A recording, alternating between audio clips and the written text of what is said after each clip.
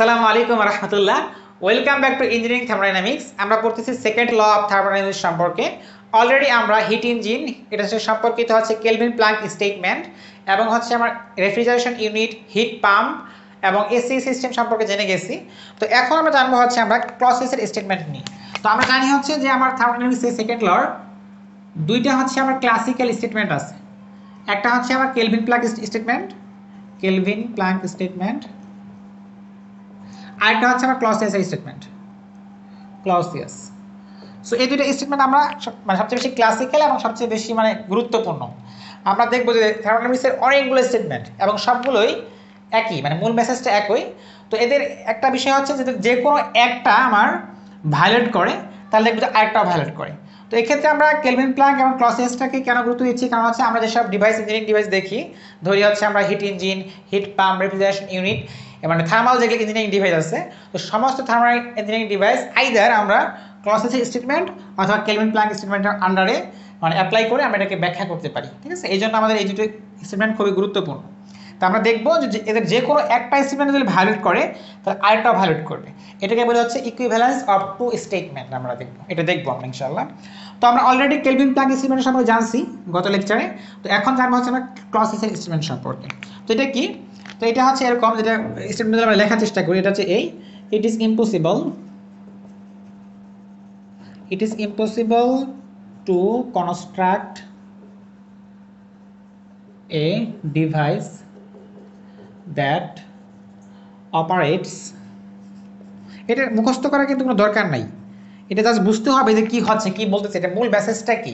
এটা কিন্তু বিভিন্ন বইয়ে বিভিন্ন রকম করে লেখা আছে। ক্লসিয়াস স্টেটমেন্টটি যেমন সেকেন্ড ল অফ থার্মোডাইনামিক্সের অনেকগুলো স্টেটমেন্ট, আবার একই স্টেটমেন্ট বিভিন্ন বইয়ে বিভিন্ন রকম করে লেখা। এটা হচ্ছে এই যে আমার মূল মেসেজটা বুঝতে হবে, এটা মুখস্থ করার কোনো দরকার নেই। ঠিক আছে, বাট জিনিসটা বুঝতে হবে।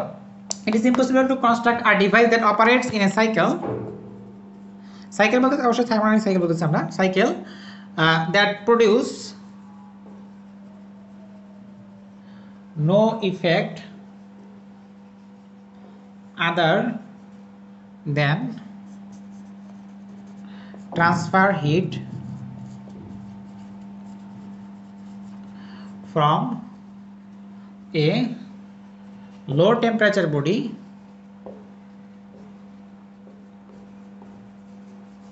to a high temperature body. এটাই বলতেছে আমার ক্লসিয়াসের স্টেটমেন্ট বডি। এটা হচ্ছে আমার ক্লসিয়াস স্টেটমেন্ট। সরি, আমার এখানে একটু কলমটা চেঞ্জ করে নিতে হবে।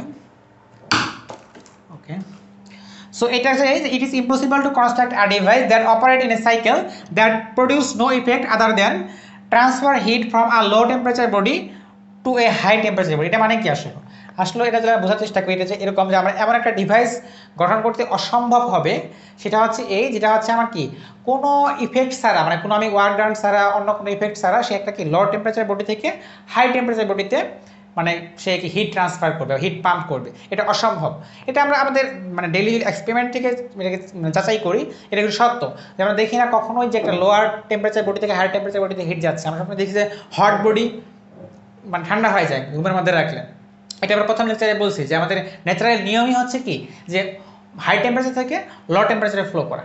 ঠিক আছে, তো এটা আমরা বোঝানোর চেষ্টা করি, এটা যে এরকম যে আমার এটা অসম্ভব হবে। যে আমি যদি খেয়াল করি, যেটা হচ্ছে ধরে একটা আমার ডিভাইস, যেটা হচ্ছে ধরে এটা হচ্ছে আমার লো টেম্পারেচার একটা বডি, লো টেম্পারেচার বডি, এটা আমার TL ধরি লো। তো এখান থেকে করবে কি, সে এরকম QL পরিমাণে হিট নিবে এবং এটা করবে কি, ধরে এটা হচ্ছে হাই টেম্পারেচার একটা বডি, একটা হাই টেম্পারেচার বডি, এখানে সে পাম্প করবে। এটা অসম্ভব। এটা অসম্ভব। সম্ভব কখন?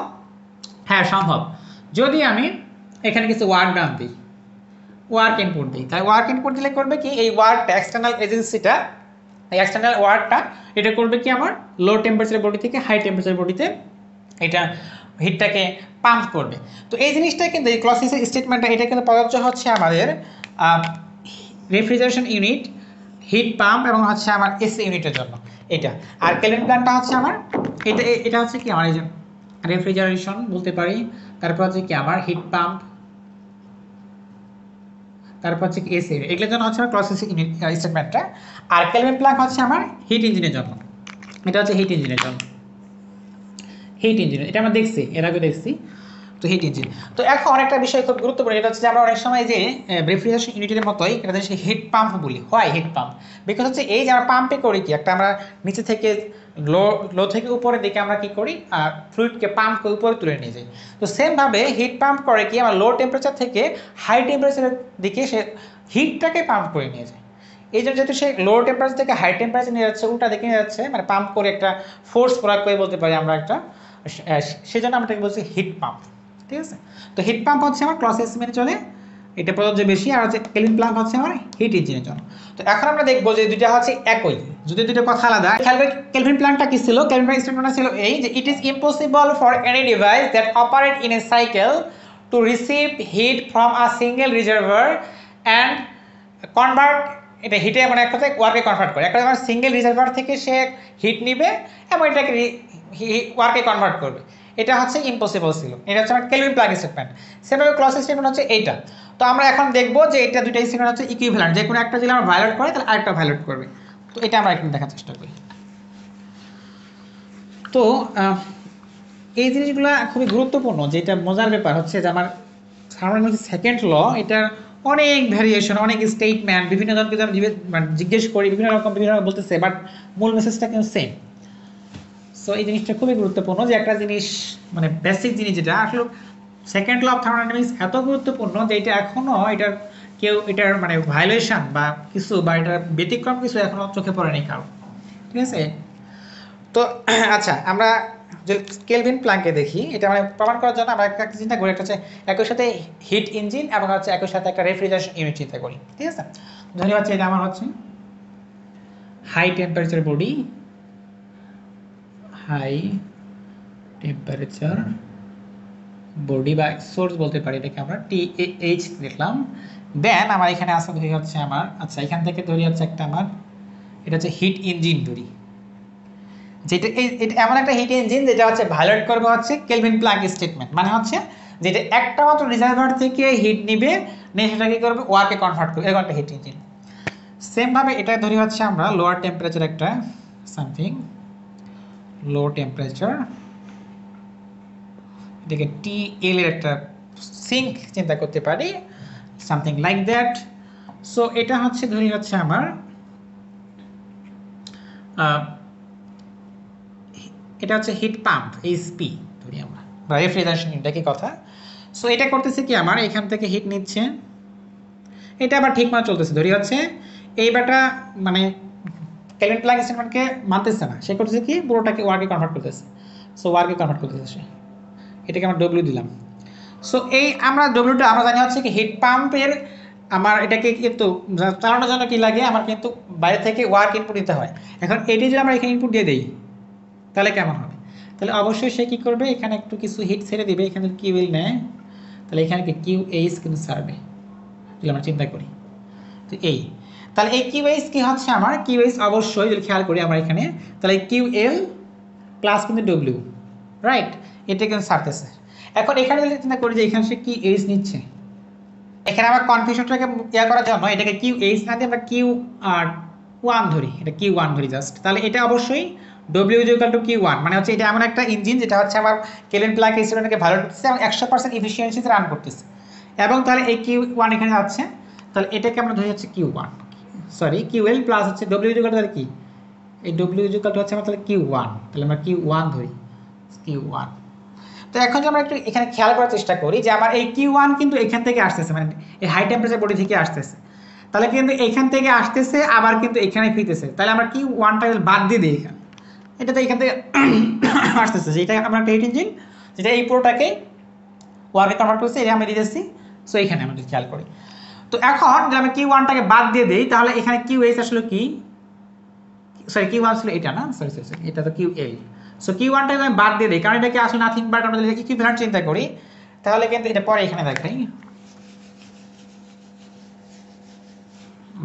এটাকে আমরা এভাবে দেখানোর চেষ্টা করি, তাহলে ইকুইভ্যালেন্ট কিন্তু এরকম হবে, এটা ধরি হচ্ছে হাই TH চিন্তা করি, এত কিছু এখানে লিখতেছি না, এটা হচ্ছে আমার TL। তো এখন এখান থেকে যাচ্ছে QL যাচ্ছিল, আবার QL এখানে যাচ্ছে, এরকম কিন্তু হচ্ছে, কারণ কি আসলে আলটিমেটলি এখানে Q1টা এখানে আসতেছে আবার এখানে চলে যাচ্ছে। সো এখানে যেখানে যাচ্ছে আমি এরকম ব্যাপারটা যে আমি কারো কাছে 5 টাকা নিলাম আবার তাকে দিয়ে দিলাম, তাহলে এখানে আহামরি কিছুই হলো না, ঠিক আছে। তো তাহলে আসল জিনিসটা এর ইকুইভ্যালেন্ট হচ্ছে এইটা।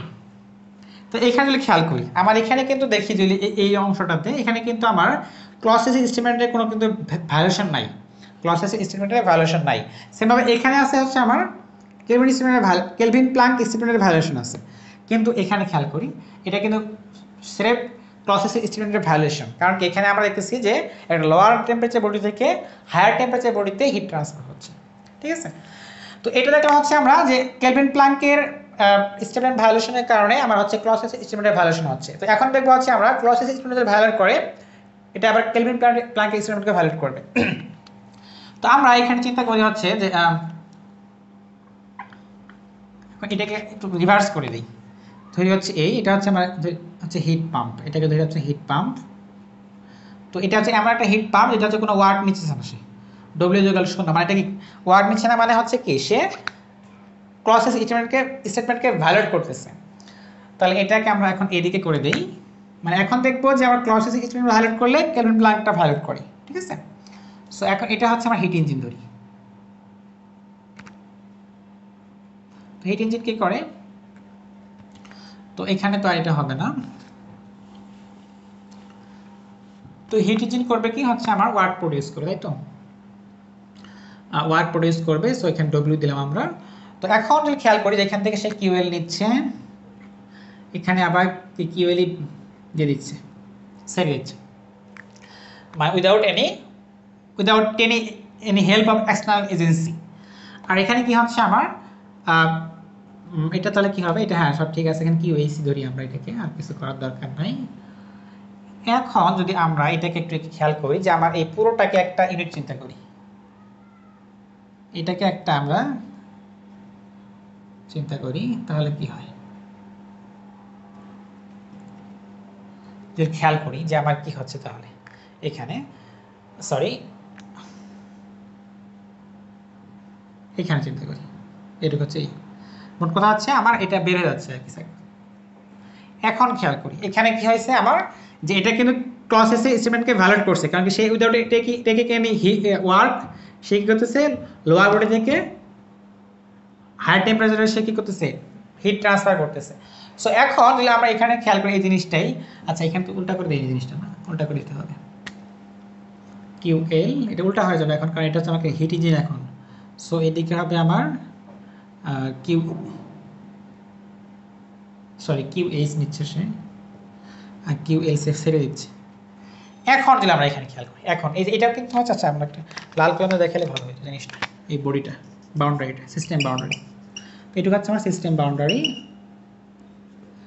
আমরা যদি বোঝার চেষ্টা করি এখানে কি হচ্ছে, তো এই যে মানে যেই কিউএলটা এখানে চলে যাচ্ছে এটাকে যদি খেয়াল করি যে এখানে আমার কি কিউএল একটা আসতেছে, এটাই কিন্তু এখানে চলে যাচ্ছে।